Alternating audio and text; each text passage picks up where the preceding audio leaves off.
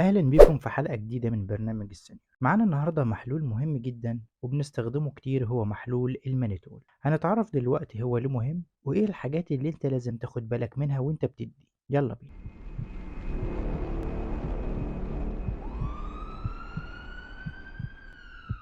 أولا كده لازم تعرف إن محلول المانيتول بيجي بتركيزات مختلفة، بيبدأ من أول 5% لحد 25%، واللي مشهور عندنا وبنستخدمه كتير هو 10% وال20%. طب إيه بقى هو محلول المانيتول؟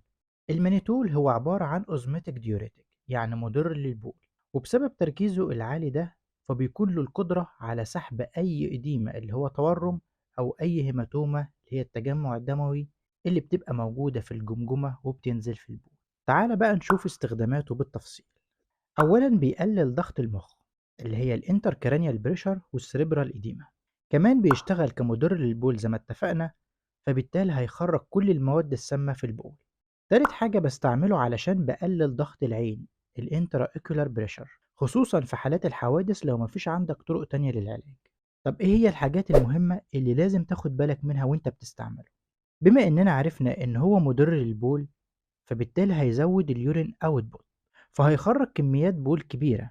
ولكن لو لاحظت انك بعد ما اديته ان المريض قاطع بول، لازم على طول تبلغ الطبيب، علشان تراكم المانيتول بيعمل زيادة وإفراط في كمية تجمع السوائل خارج الخلية، وهيدخل المريض في حاجة اسمها congestive heart failure اللي هو فشل القلب الاحتقاني.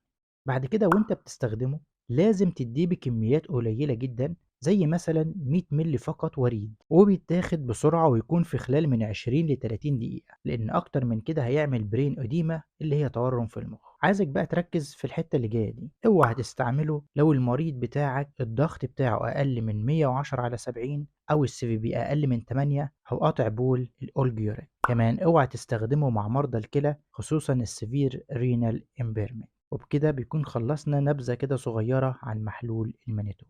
بس كده.